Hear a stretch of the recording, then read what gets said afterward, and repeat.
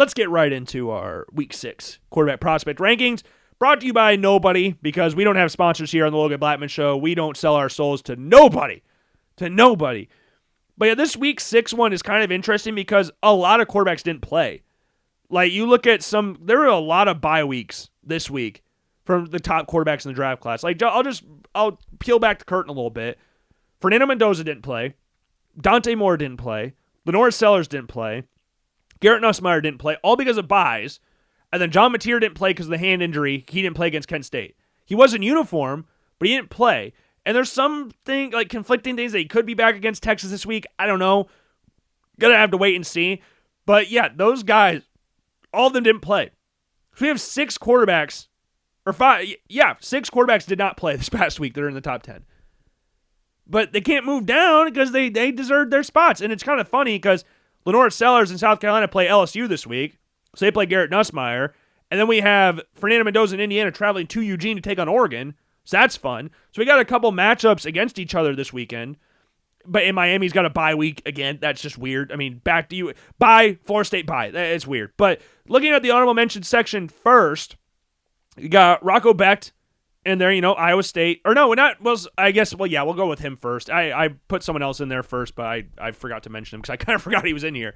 But Rocco Becht, 30 of 48, 314, 2 touchdowns, no picks, had 2 rushing touchdowns as well in a 38-30 loss to Cincinnati. Got blown up in the game as well. I wasn't really surprised that they lost this game. Iowa State's got a bunch of injuries right now. Cincinnati's a good team. Like, Cincinnati has their only loss is in Nebraska week 1. They lost that game by 3. Like, Cincinnati's not a bad football team. And going on the road, Iowa State's got a really tricky road schedule these next 2 weeks. You got Cincinnati at home, or on the road, sorry. And then you go out to the mountains to play Colorado with no bye week in between, no home game to reset yourself or anything. So you got back-to-back road games. Colorado's not a great team. We'll talk about Colorado here in a little bit. But Iowa State, that could be a trap game. I'm not sitting here going like Iowa State will lose that game, but it could prove tricky for them. It could prove tricky, especially with all the injuries again that they're having and this loss. We can bounce back from a loss and everything like that, but I don't know. But I forgot to mention this guy at the start, Luke Altmaier. I got him in here. He had 390 yards passing, went 19 of 22, 390, 1 touchdown, no picks, 0 interceptions on the season for Luke Altmaier. 11 touchdowns, no picks, 1,573 yards passing this year as well. Also has 2 rushing touchdowns. Didn't have any in this game against Purdue, but Illinois won the game 43-27. Purdue puts up points, but their defense can't stop nobody. They can't stop love nor money. They are useless. But Purdue's offense pretty good, given the circumstances and everything. But Illinois moves on, improves after that loss to Indiana. Because remember, they beat USC last week, had a nice little win there at home against them. They go on the road, beat Purdue. Luke Altmaier again, 0 picks, 390 yards passing on 19 completions. It's pretty impressive. Then Nico Iamaleava, we talked about him before. 17-24, 166, 2 touchdowns, no picks, 128 yards on the ground, 3 rushing touchdowns there, and a 42-37 win against Penn State. Really impressive stuff. The runs that he was picking up in that game, again, took some weird sacks, but he had some big runs. Big runs. That was the best game he's played at UCLA so far this season. Not like we're competing with a whole lot here, but that's the best game he's played. Then Cade Klubnik. Good game against North Carolina, but at this point, who's not having a good game against North Carolina? Cade Klubnik, 22 over 24, 254, 4 touchdowns, no picks, in a 38-10 win. They said they had a documentary for North Carolina this year, but they're not releasing it anymore, I guess, because of how bad North Carolina is. And to be honest, I could have told you that it wasn't going to go very well. Like, Bill Belichick, his last few years at the Patriots was not great. And you thought that him not being very good with the Patriots, that he was going to go down to college for the first time ever and do well? No, he obviously wasn't going to do good. Obviously. Like, it wasn't even a conversation. But yet, we're still having it. Like, oh my God, he's not treating the media right. Oh my God, he doesn't have a great relationship with the players' parents. No shit. It's Bill Belichick. Who did you expect? Who did you think you were getting? There's no way any realistic North Carolina fan thought that team was going to be any good this year. There's no way. There's absolutely no way. And Clemson just absolutely had their way again. Cade Klubnik, 2 incompletions on the day.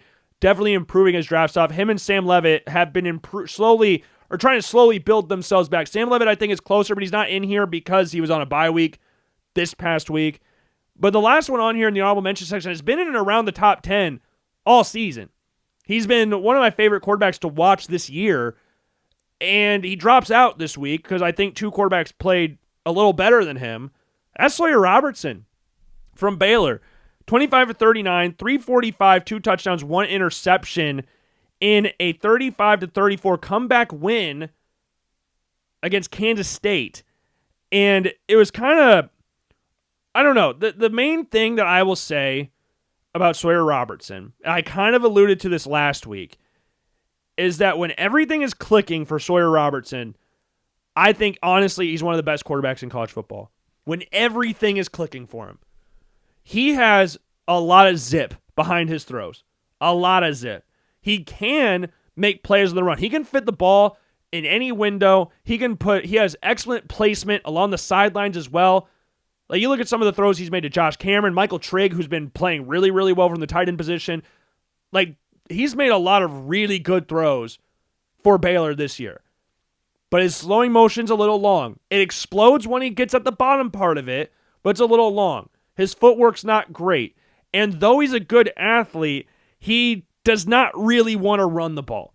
We saw him pick up a couple gains with his legs against Oklahoma State, but a big thing that a lot of people were complaining about in this game against Kansas State is that he was not willing to run.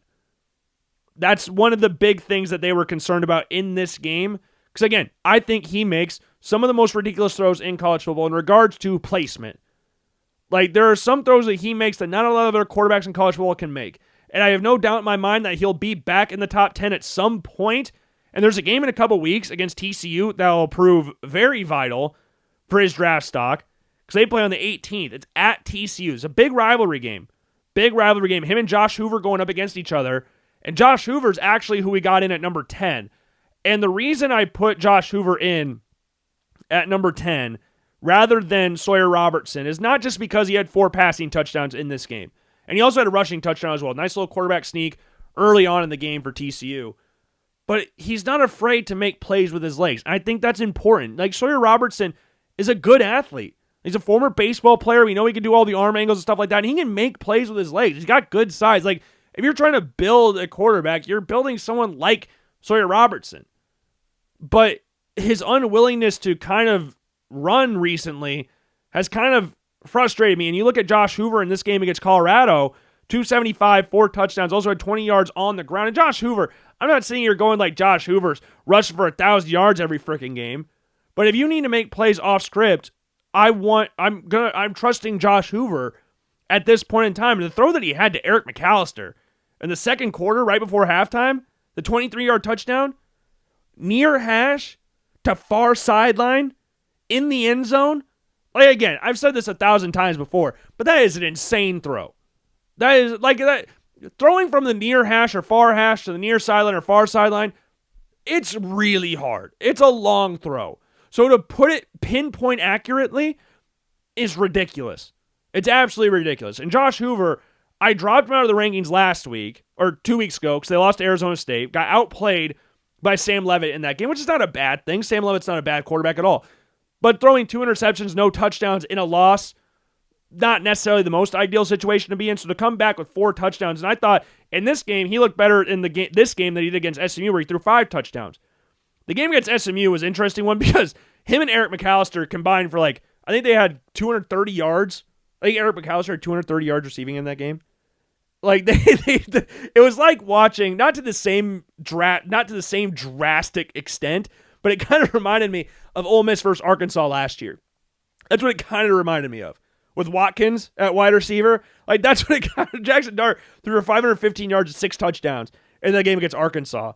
And I said last year, and I'll continue to say it, was probably the easiest 515 yards I've ever seen in my life. That's not a bad thing. That's not a bad thing. It's just funny to look at games like that. And you're like, oh my God, he put up so many yards. And you watch the game back and you're like, wow, everybody was open. And Josh Hoover still needed to make some big throws. His completion percentage was not like the most ideal situation to be with, but I'm not talking about that through the vision of accuracy. I'm just talking about completion percentage, pass caught, pass thrown, whatever. That's all I'm saying there. But this game, he just looked, he was playing with a lot of confidence, and I give him a lot of credit for that. Coming back from a game again, 2 interceptions, no touchdowns, to go 4 touchdowns, 5 in total in a game against Colorado. Colorado took BYU to the brink last week. Threw an interception late in the game, lost 24-21 or something like that. Like, Colorado's not a bad team. They're not like a world-beating team or anything like that, but they're not a bad team by any stretch of the imagination either. But I really liked what I saw from Josh Hoover. He's not afraid to push the ball down the field. He's not afraid to throw the ball in the middle of the field, which I think is a very important trait for quarterbacks here, not being afraid to throw the ball in the middle. Like, you look early in the game, McAllister, which we could talk about him and McAllister 1,000 times. But McAllister coming across the middle of the field, third down, and he just snipes it to McAllister. Throws it off the linebacker's inside shoulder, puts it right on McAllister's body, so he doesn't get his head taken off by the safety, or the safety can't make a play on the football. Like, those are kind of throws that you make. And you look at the throw that he had to Manjack as well in the second quarter. Like, you just watch the throw, you go like, oh, that's a low throw. But look at where Manjack is, look where the defender is, and you go, that's a great throw from Hoover. You look at that throw and go, and this is one thing that coaches always used to say in college. I don't know if anybody else heard this. Is a pretty crazy quote, but let your playmakers make plays. Let your playmakers make plays. You are the quarterback. Your job is to just distribute the ball to the playmakers. Because as much as we wouldn't want to say it, more often than not, barring Lamar Jackson and Jane Daniels, you're not the most athletic dude on the football field. So get the ball to the more athletic people. And Josh Hoover trusts his receivers. And I give him a lot of credit for that. He throws the ball low. Defender comes over top. Like, if he throws it high, he's getting picked off. Like, I'm very confident the ball gets picked off if it's a normal height of a throw. But he drives it low, and Manjack goes down to get it, not only catching the ball, but avoiding a big hit in the process as well. And that's what I love to see. It's not like a throw you would make like a giant highlight tape about or anything, but that's a great throw. Throwing it low, making him go make a play, avoiding the defender, while also having the ball avoid the defender. That's also very important. But Josh Hoover comes in at number 10. Number 9, Darian Mensah. I should have probably had him in the top 10 sooner. I love Darian Mensah.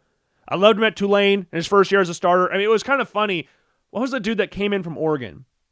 Thompson, I think was his last name. I'm blanking a little bit, but the dude that transferred from Oregon did the whole picture of the was it conference championship game against Washington where he's standing outside doing the Stephon Diggs picture where he's standing outside looking at the celebrations, stuff like that, and then nodded and left. And then he ended up just leaving in general because Dylan Gabriel came to town. He ended up going to Tulane. And he was coming in as the presumed starting quarterback because, hey, there were a lot of people saying he was going to Iowa. And because I think his mom had a connection to the university or something like that. Regardless, he went down to Tulane, by all accounts, expecting to be a starter. It was him and another guy. I can't remember what the other guy's name was. But then Darian Mensah comes out of nowhere, balls out at Tulane, and then couples that into getting a nice little payday in the transfer portal. And I was kind of surprised, though, that being said, that he transferred to Duke. I was kind of surprised about that. Not because I think Duke's this horrific program or anything like that. They've definitely been on the up in recent years. But if you look at Duke last year, like Duke program in general in the last 10 or so years, 5-10 years, is not bad. But if you look at it where it was last year and see that Duke ranked in the bottom 3 in total offense in the ACC last year. The only 2 teams they were above were Stanford and Florida State, who had combined 5 wins. And that was the only 2 teams worse than Duke in regards to total offense. They had a very, very, very vanilla offense. And Malik Murphy transferring in, it was like, okay, he's fine. He's not Riley Leonard, but he's a solid enough quarterback.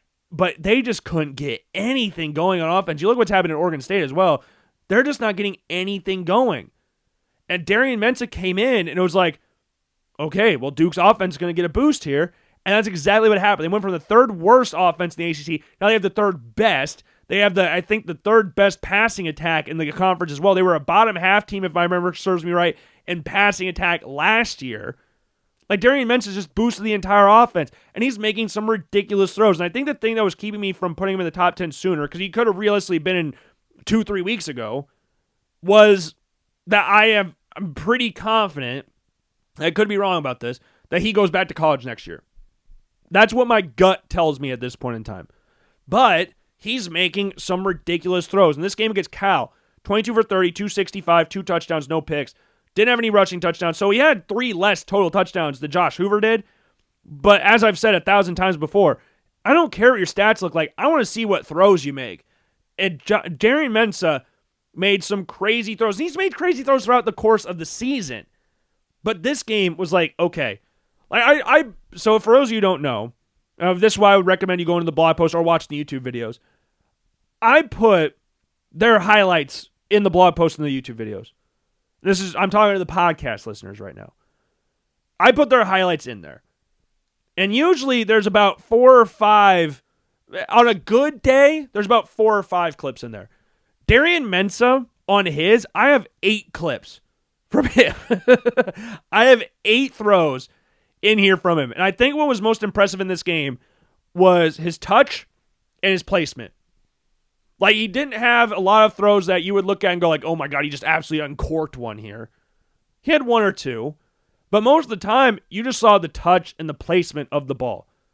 Like, I think there were 4 throws in this game, I'm trying to remember off the top of my head, where he tossed it over the linebacker who had an outstretched arm. It was the same linebacker every single time. Outstretched arm, ball goes over him, drops right into the path of the receiver. Had one to Taylor, the tight end, had a couple to another receiver as well, where he just floats it right over, but it's one of those throws where you have to get enough on it to get over the defender, but you have to put it on the line enough as well so the receiver can only make a play on it because you don't want to float it in there because then you'll get picked off or it'll get broken up or whatever. So he's just layering it in there. And they're beautiful throws. He's making throws on the move as well. Like he had a throw to, I'm just going to struggle pronouncing this guy's last name, Bartkate. He had one throw later in the game. It was a 10-yard throw.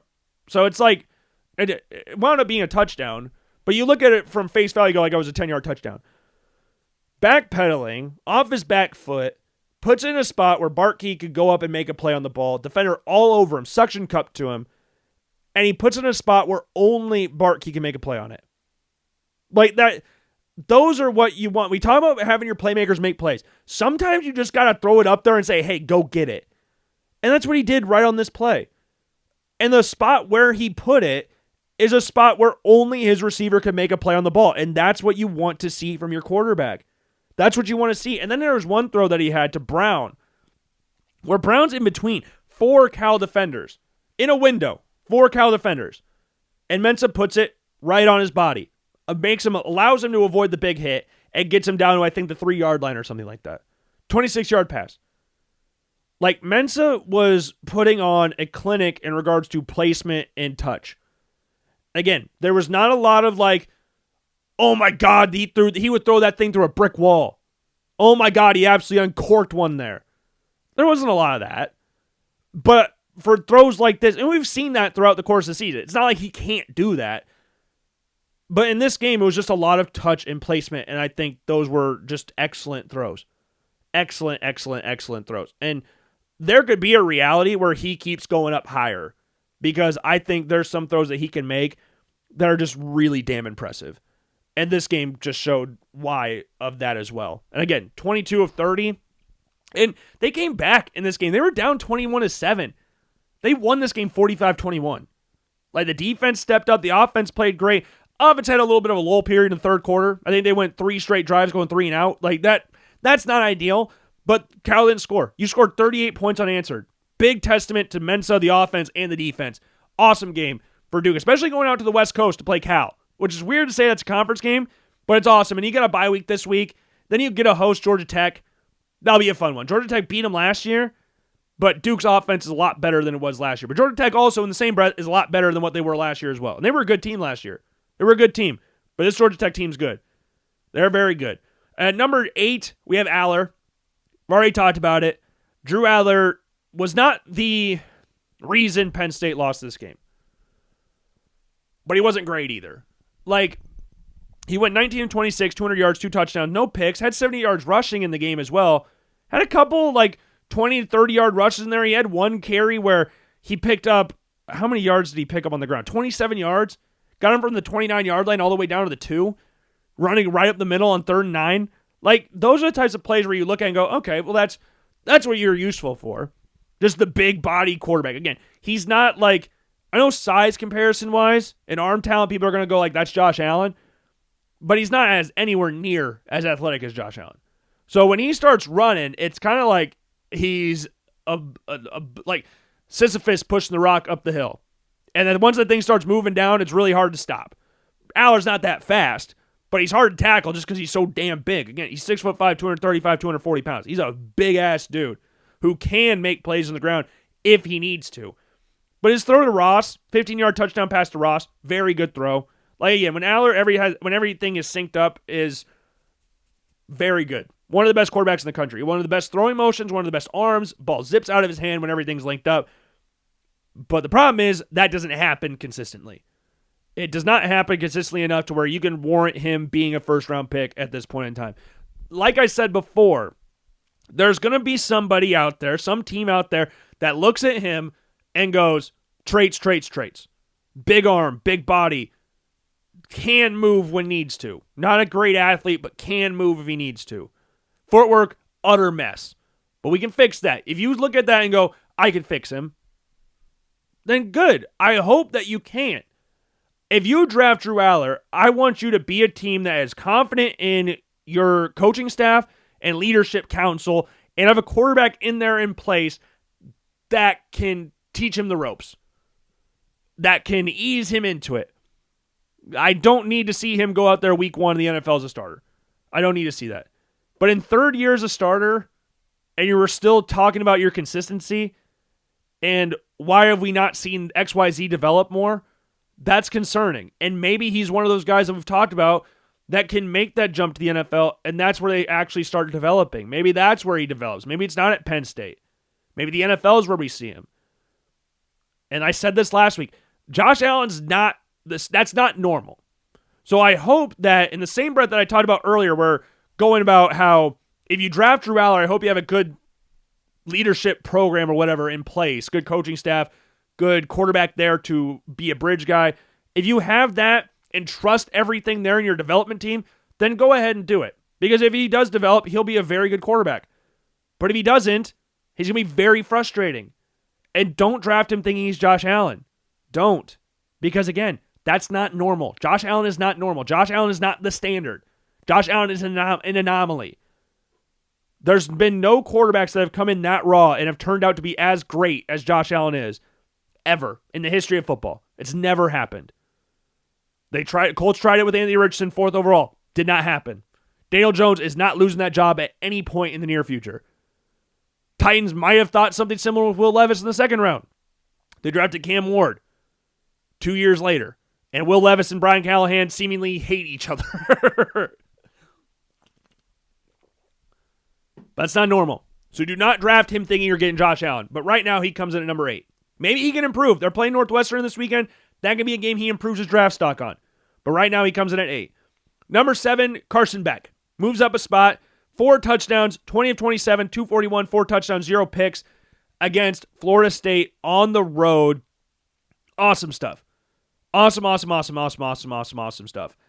And the thing is that about Carson Beck that I think has impressed me the most, and it's not even really close, is his ability to wash plays now and wash games. Because prior to this year, he wasn't somebody that would wash it. Carson Beck is a very confidence-based quarterback. And what I mean by that is, if he's playing good, then he's going to keep playing good. But the second things go bad, his head would drop, and then all the turnovers, all the mistakes kind of follow it. So last week, or 2 weeks ago, sorry, because they had a bye week. 2 weeks ago, they played Florida. I know it was wet, muddy conditions, stuff like that. And Miami won, so that's the most important thing. But back in that game, 160 yards, 0 touchdowns, 1 pick. 56.7% completion percentage. Not great. Comparatively to what we saw the first 3 weeks against Notre Dame, BCU, and USF, that wasn't a great game by his standard that we've seen from him this year.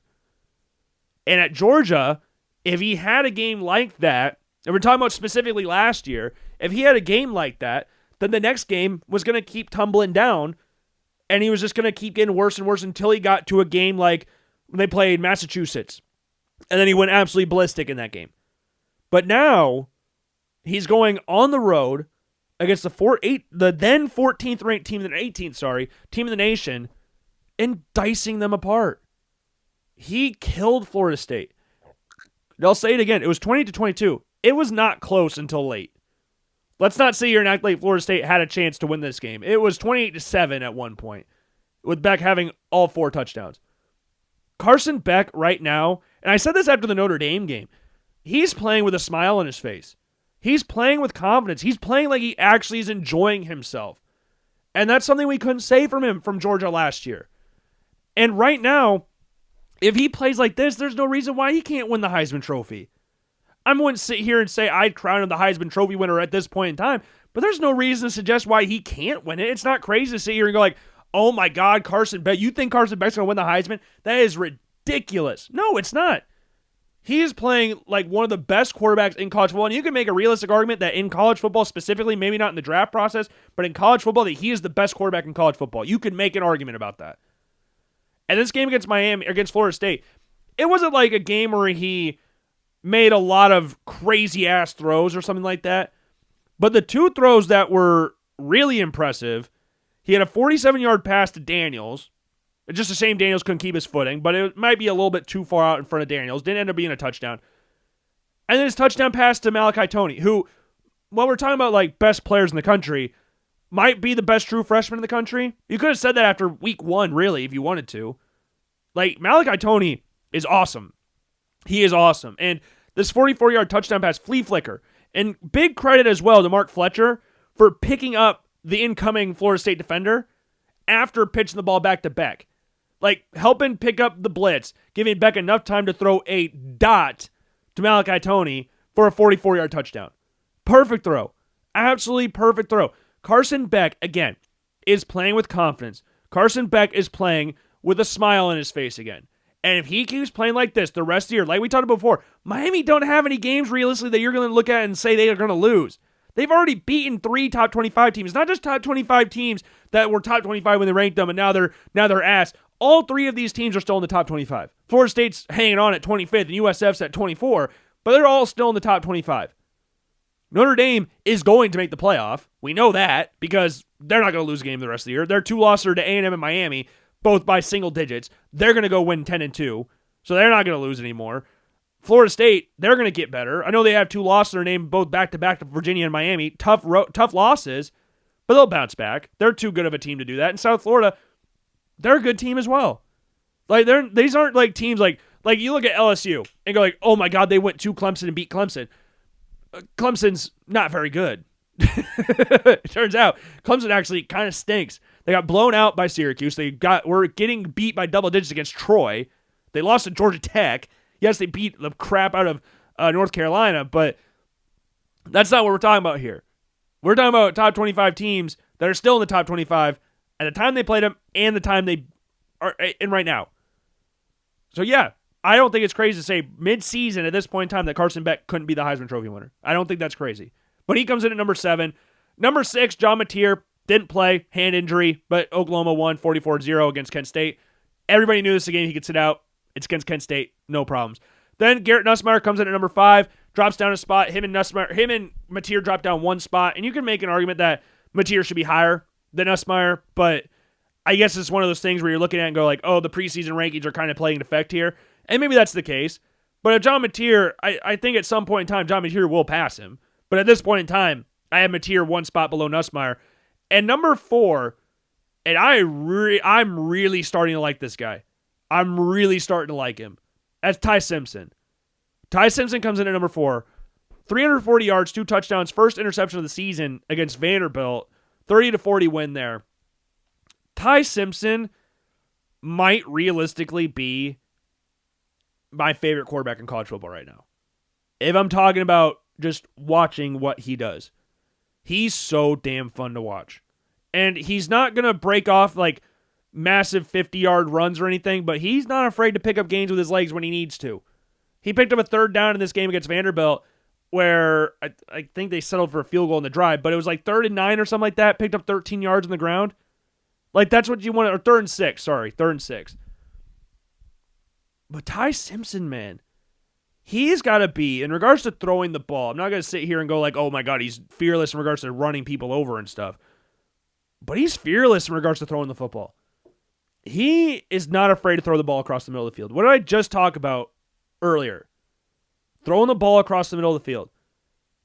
He's doing it at a ridiculous clip right now to where a point I'm like sitting here like, why is any defender leaving the middle of the field? Because he's going to throw it there. But then again, if you look at the game against Georgia, it doesn't matter if there's a defender standing there in the middle of the field. Ty Simpson's still going to complete the pass.